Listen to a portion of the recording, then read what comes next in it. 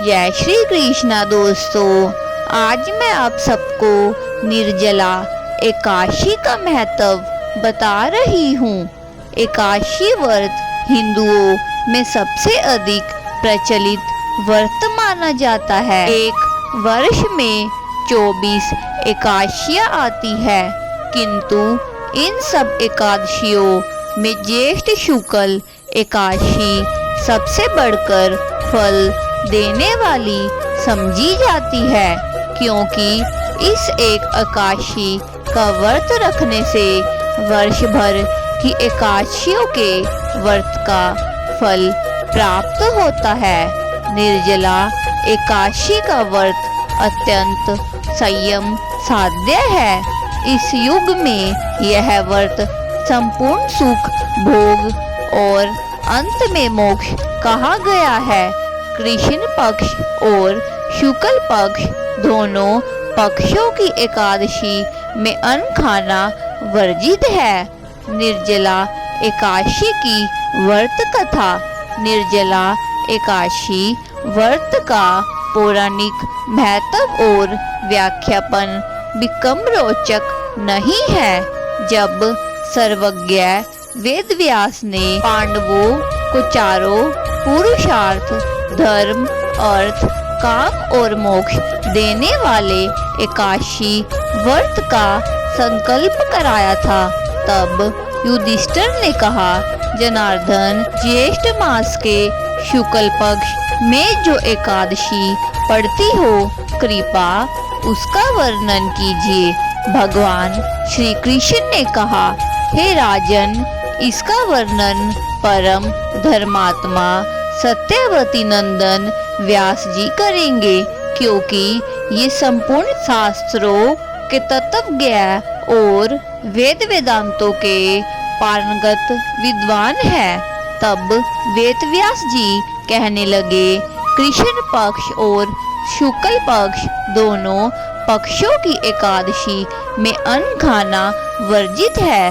द्वादशी के दिन स्नान करके पवित्र हो और फूलों से भगवान केशव की पूजा करे।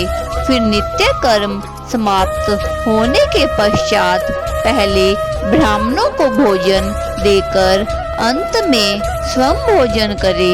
यह सुनकर भीमसेन बोले, परम बुद्धिमान पितामह, मेरी उत्तम बात सुनिए।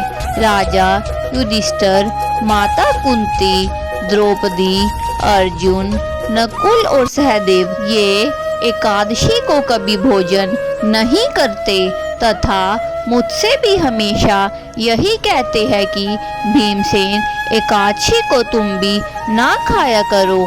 परंतु मैं उन लोगों से यही कहता हूँ कि मुझसे भूख नहीं सही जाएगी। भीमसेन की बातें सुनकर व्यास जी ने कहा, यदि तुम नरक को दूषित समझते हो और तुम्हें स्वर्ग लोक की प्राप्ति अभीष्ट है, और तो दोनों पक्षों को एकादशी के दिन भोजन नहीं करना चाहिए। भीमसेन बोले, महाबुद्धिमान पितामह, मैं आपके सामने सच कहता हूँ, मुझसे एक बार भोजन करके भी व्रत नहीं किया जा सकता, तो फिर उपवास करके मैं कैसे रह सकता हूँ। मेरे उदर में वर्क नामक अग्नि सदा प्रज्वलित रहती है। अंत जब मैं बहुत अधिक खाता हूँ तभी ही शांत होती है। इसीलिए महामुनि, मैं पूरे वर्ष भर में केवल एक ही उपहास कर सकता हूँ, जिससे स्वर्ग की प्राप्ति सुलभ हो तथा जिसके करने से मैं कल्याण का भागी हो सकूं। ऐसा कोई एक व्रत निश्चय करके बताइए, मैं उसका यथोचित रूप से पालन करूंगा। व्यास जी ने कहा, भीम, ज्येष्ठ मास में सूर्य वृष राशि पर हो या मिथुन राशि पर शुक्ल पक्ष में जो एकादशी हो, उसका यत्न पूर्वक निर्जल व्रत करो।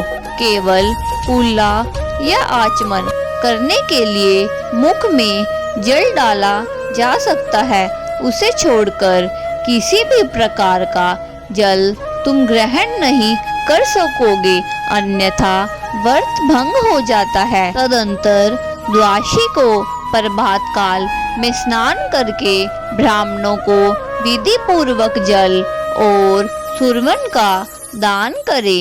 इस प्रकार सब कार्य पूरा करके जितेंद्रिय पुरुष ब्राह्मणों के साथ भोजन करे। वर्ष भर में जितनी एकादशियां होती है उन सब का फल निर्जला एकादशी के पालन मात्र से मनुष्य प्राप्त कर लेता है। इसमें तनिक भी कोई भी संदेह नहीं है।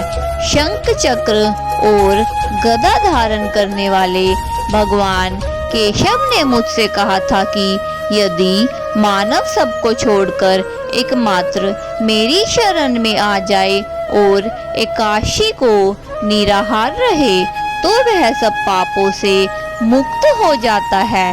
एकादशी व्रत करने वाले पुरुष के पास विशालकाल, वीरकाल, विकराल आकृति और काले रंग वाले दंड पाशधारी भयंकर यमदूत नहीं जाते। अंतकाल में पीतांबरधारी सौम्य स्वभाव वाले, हाथ में सुदर्शन धारण करने वाले और मन के समान वेगशाली विष्णुदूत आखिर इस वैष्णव पुरुष को भगवान विष्णु के धाम में ले जाते हैं। अंत निर्जला एकादशी को पूर्ण यत्न करके उपवास और श्री हरि का पूजन करो। स्त्री हो या पुरुष, यदि उनमें मेरु पर्वत के बराबर भी महान पाप किया हो तो वह सब इस एकादशी व्रत के प्रभाव से भस्म हो जाता है। जो मनुष्य इस दिन जल के नियम का पालन करता है वह पुण्य का भागी होता है। उसे एक एक प्रहर में कोटि कोटि स्वर्ण मुर्दा दान करने का फल प्राप्त होता है। मनुष्य निर्जला एकादशी के दिन स्नान, दान, जप, होम आदि जो कुछ भी करता है वह सब अक्षय होता है। यह भगवान श्री कृष्ण का कथन है। निर्जला एकादशी को विधि पूर्वक उत्तम रीति से उपवास करके मानव वैष्णव पद को प्राप्त कर लेता है। जो मनुष्य एकादशी के दिन अन्न खाता है वह पाप का भोजन करता है। इस लोक में वह चंडाल के समान है और मरने पर दुर्गति को प्राप्त होता है। जो ज्येष्ठ के शुक्ल पक्ष में एकादशी को उपवास करके दान करेंगे वे परम पद को प्राप्त होंगे। जिन्होंने एकादशी को उपवास किया है वे ब्रह्मा हत्यारे, शराबी, चोर तथा गुरुद्रोही होने पर भी सब पातकों से मुक्त हो जाते हैं। कुंती नंदन निर्जला एकादशी के दिन श्रद्धालु स्त्री पुरुष के लिए जो विशेष दान और कर्तव्य विहित है उन्हें सुनो। उस दिन जल में शयन करने वाले भगवान विष्णु का पूजन और जलमय धेनु का दान करना चाहिए अथवा प्रत्यक्ष धेनु या धृतमय धेनु का दान उचित है। पर्याप्त दक्षिणा और भांति भांति के मिष्टानों द्वारा यत्न पूर्वक ब्राह्मणों को संतुष्ट करना चाहिए। ऐसा करने से ब्राह्मण अवश्य संतुष्ट होते हैं और उनके संतुष्ट होने पर श्री हरि मोक्ष प्रदान करते हैं। जिन्होंने शम, दम और दान में प्रवृत्त हो श्री हरि की पूजा और रात्रि में जागरण करते हुए इस निर्जला एकादशी का व्रत किया है, उन्होंने अपने साथ ही बीती हुई 100 पीढ़ियों को और आने वाली 100 पीढ़ियों को भगवान वासुदेव के परम धाम में पहुंचा दिया है। निर्जला एकादशी के दिन अन्न, वस्त्र, गौ, जल, सुंदर आसन, कमंडल्यू तथा छाता दान करने चाहिए। जो श्रेष्ठ तथा सुपात ब्राह्मण को जूता दान करता है वह सोने के विमान पर बैठकर स्वर्गलोक में बैठकर प्रतिष्ठित होता है।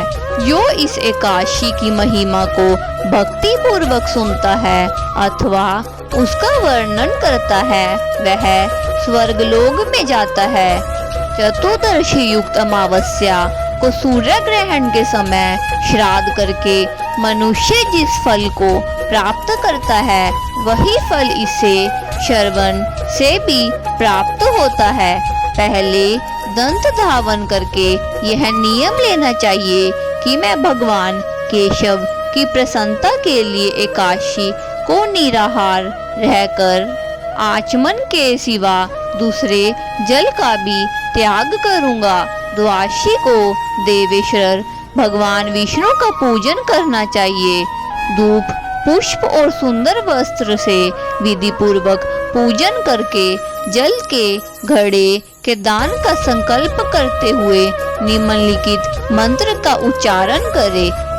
संसार सागर से तारने वाले है देव ऋषिकेश, इस जल के घड़े का दान करने से आप मुझे परम गति को प्राप्त कराइए। भीमसेन ज्येष्ठ मास में शुक्ल पक्ष की जो शुभ एकादशी होती है उसका निर्जल व्रत करना चाहिए।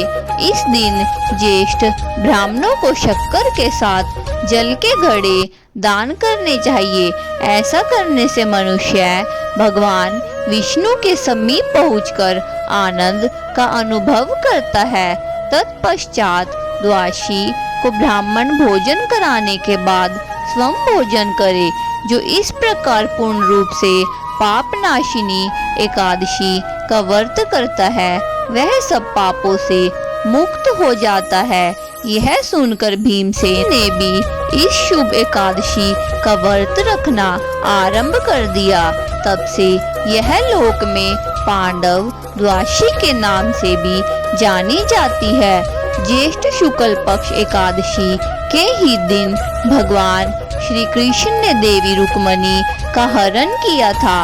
अंत यह एकादशी रुक्मणी हरि एकादशी के नाम से भी जानी जाती है। धन्यवाद दोस्तों। अगर आपको हमारी आज की यह वीडियो पसंद आई हो तो कृपा करके हमारे चैनल को सब्सक्राइब और अपने दोस्तों के साथ हमारी वीडियो को शेयर करना ना भूलें। धन्यवाद।